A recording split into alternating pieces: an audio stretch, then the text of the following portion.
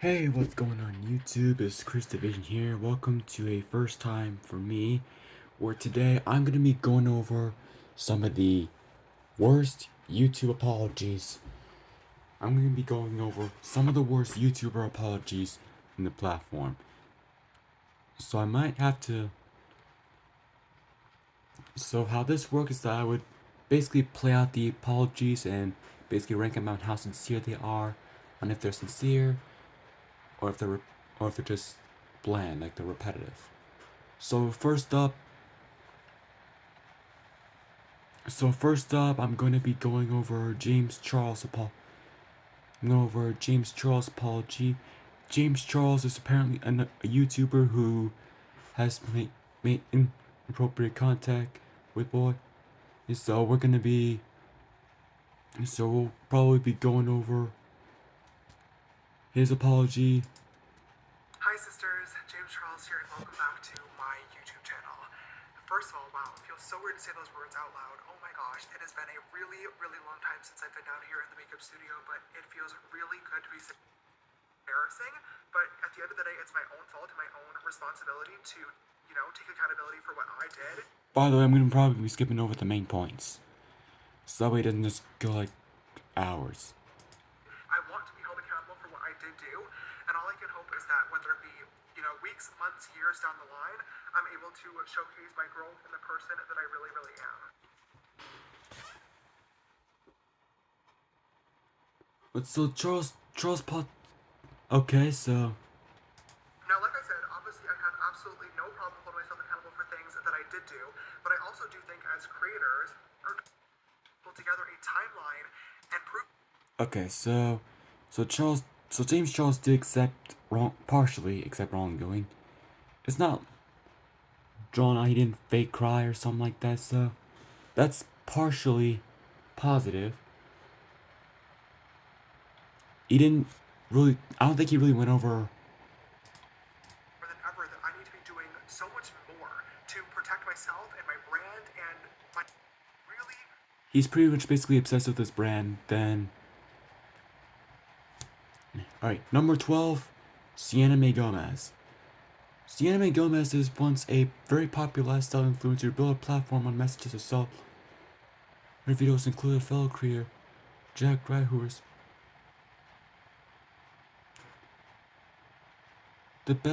So Gomez decided that the best way to address these sorts of stuff is the pretty much interpretive dance. And you I decided to take a month off of social media due to the negativity surrounding my platform. It was honestly one of the most difficult times in my life for many reasons, but through struggle, I found clarity within myself and with who I wanted to surround myself with.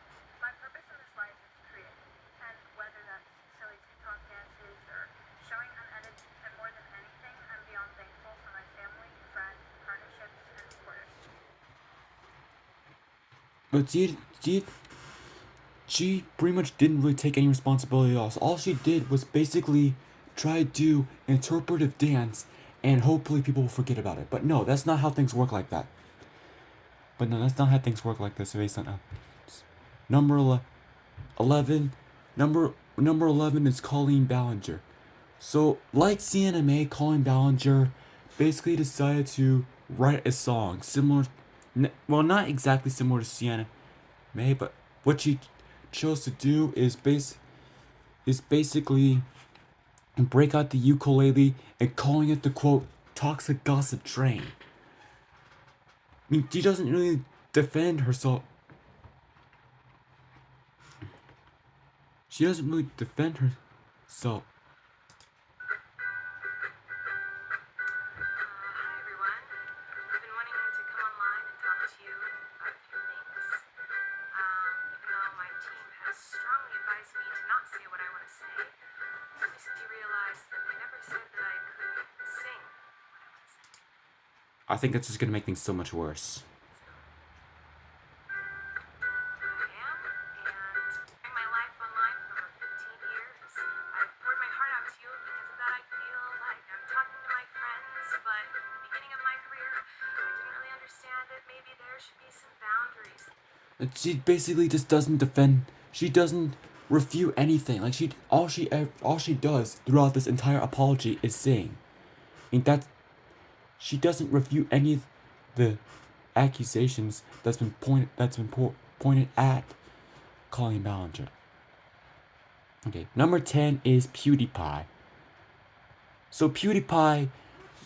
So if you don't know who PewDiePie is, I'm pretty sure y'all know who PewDiePie is. He's in 27.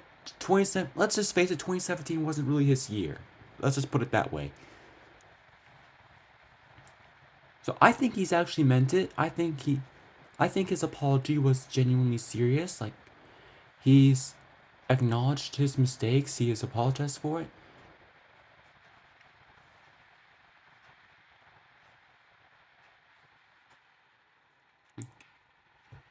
So this guy, but what I think about it is that this guy should have known about the consequences that this video was gonna provide before he uploaded the video of him doing the stuff that he does. So up next is Tana Mojo.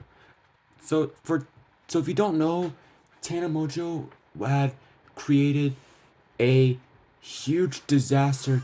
Well, after she was booted from the 2018 VidCon, so she decided to retaliate by creating her own VidCon called TanaCon, which, to put it slightly, it was a complete disaster.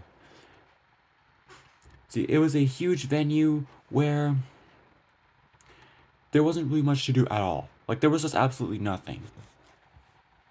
And also, it was overcrowded, and there were people waiting outside in extremely hot temperatures for hours.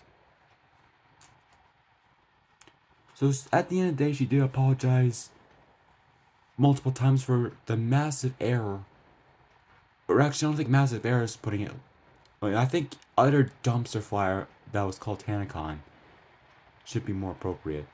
I mean, that was it was shut down. It was already shut down within hours of the event going live. Now, in her defense, she did take accountability, and there was no 2.0 for TanaCon. Number 8, game theory. Pat. When will you learn that great power comes great responsibility? As a man looking at his own YouTube data and has collected tons of information about his audience, he should have known that he has impression.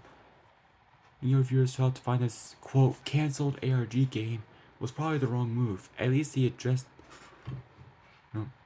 Number 7, Will Smith. Yes, Will Smith is a YouTuber. He has collaborated with other YouTubers such as Really Sing and was a frontman for YouTube Rewind 2018. Also, the guy vlogs and produces original content on his channel, so he immediately counts. So, I'm sure y'all know why Will Smith's trying to make an apology. He slapped Chris Rock at the Oscars. The apology could have been genuine. The production of the video made it seem like it was a PR stunt to make sure his image wasn't fully tarnished.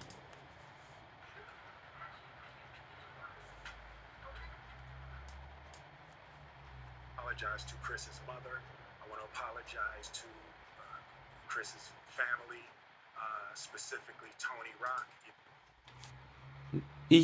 The consequence he did face from this were that he was banned from the Oscars for 10 years. That basically he was banned from the Oscars for 10 years. Number 6, Jeffree Star. So Jeffree Star, it's pretty much hard to say whether he's really serious about his apologies or not. Jeffree Star was basically another beauty YouTuber who was pretty much got himself involved in toxicity and drug. I think it was like. So he's basically apologized to himself way too many times. Not to mention that I don't really buy into his apology because basically throughout this apology, he's sitting on a ridiculously expensive couch. On his ridiculously expensive. Well, I don't know if this was monetized or not. I don't know. I think while he was apologizing, he was basically showing off his wealth, which really doesn't really consider an apology. Not to mention he's done this multiple times, so what's the point of apologizing if you're just going to do it again? Number 5, the Fine Brothers. So the Fine Brothers, let's get into those. So what these guys did were try to trademark the term react. We're trying to trademark the term react, which is a common term. Hey everybody, this video is us wanting to explain some things about React World. The confusion and negative response over what this all is has been so overwhelming. And what we've realized is that we completely screwed up with how we Yeah, you originally screwed up talked big about time, this. Fine First Brothers. and foremost, we're sorry for confusing people by using terminology like our React format. We were never trying to say that every video where someone reacts to something else is something we would try to control. When we reference licensing The one was with the copyright the strikes. React format, we only meant our specific series, not the overall genre of reaction videos. We do not. So basically, their form of apology is basically, we're sorry you guys are too. We're sorry you guys are too stupid to understand, and what we've been trying to do. So that's basically that comes out in the form of the. So that's basically the apology that they do, for. Number 4, Jake Paul. This, I don't even know where to start with this one. This apology video is mediocre at most. First off, the apology is at the end. I hate making these videos, but it's like so necessary. And again, like these daily vlogs are my life and how I feel, and I feel bad. Yeah, like, why don't you try putting yourself in perspective of others and see how they feel about the vlogs that you do. They're gonna DM a girl on Instagram, and she's gonna be like, "Wait." I'm just gonna go ahead and end. And guys, if you are ever feeling like this or something, like don't be afraid to own up to it, like I am right now with Jake Paul. You wait until the end of the video to apologize, so that's you kind of.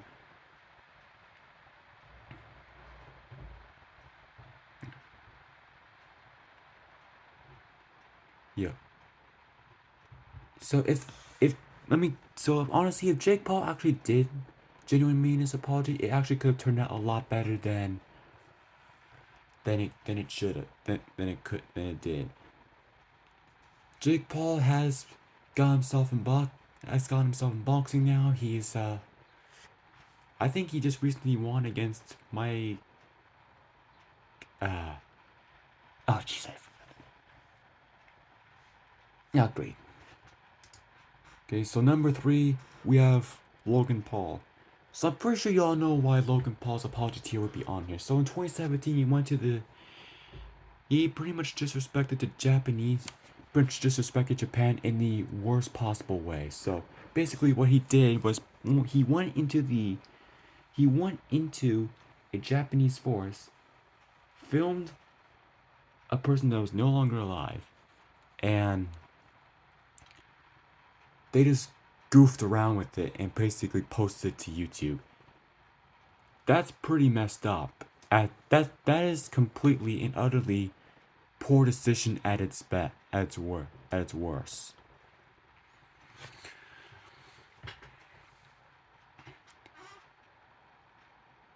That's pretty much hard to say about if he's actually sorry, which he's actually got himself in quite a bit of more controversies.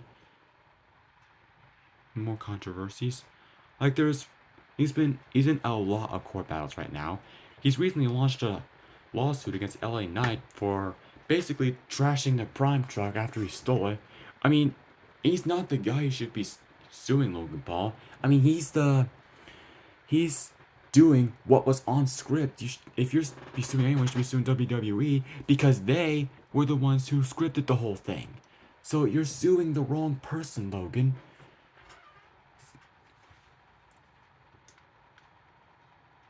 And that's pretty much, I wouldn't say it would be worth it in the end. Because I'm pretty sure you could just.